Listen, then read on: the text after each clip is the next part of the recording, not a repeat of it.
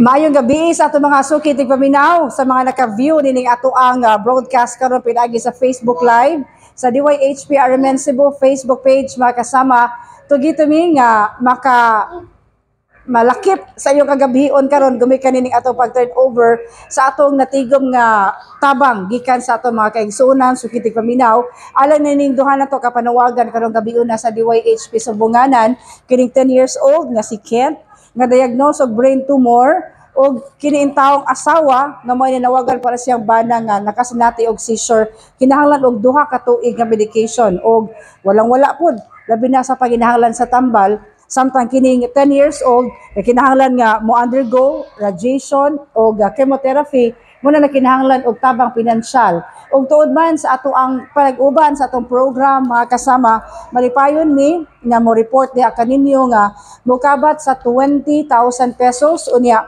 di ay 200 pesos nga gi-walk in diri katong nagbike lang in town aron mahatod ang iyang para niya ginagmay nga tabang apan dako na pud ni kahimuan ning 200 pesos so 20,000 and 200 pesos ato na ning equally divide meaning atong nanawagan karon nga si Kent og si Riza kansang bana dunay diagnosis nga seizure. So atong unahon si Kent.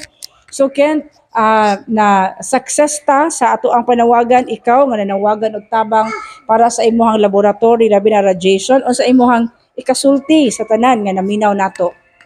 Daghan kayong salamat. Dako na kayo ning grasya na naabot namo. O iampo pud mo na kamo ang dunutan sa grasya aron makatabang pud mo na makatabang pud mo sa laing na manghinganlan na way grasya maabot na wa gyud madulan kung kinira ang DYHP ug IFM. Daghan kay salamat. Okay, thank you kayo Kent sad sa imong pagsalig diri sa DYHP sa imong lola nga si Lola Marisa. So karon si Riza nga nanawagan para sa iyang bana. Riza no, mami ikapaabot nimo gumikan sa tabang ato na hipos ay imong mensahe. Daghan kayong salamat sa tanang nitabang namo. Dako na kaayo ning grasya para sa amoa. Labi na sa akong anak nga kinahanglan pa intawon siya sa amoa.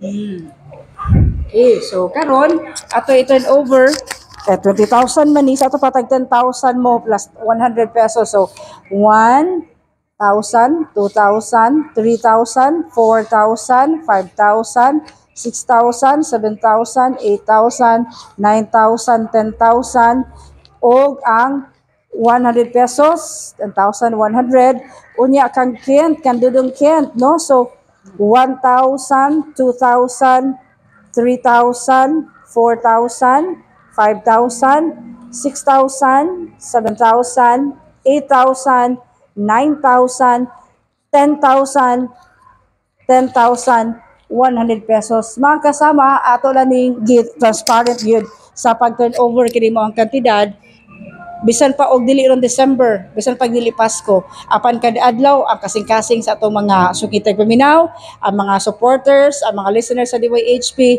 halos kada adlaw ta nagpasko gumikan sa inyong kada adlaw sad nga tabang mga kasama. Dahil kayong salamat, like accomplishment na usab sa DYHP, sa nga sa station manager sa DYHP Attorney Rufil Banyok nga nagtugot usab kanato nga magpadayon atong tulmanon sa DYHP Sumbunganan, yawat na lang daghan pang kaigsuonan nga atong abot diin ato sang mapaminaw ilang problema o ato mapaabot diha kaninyo.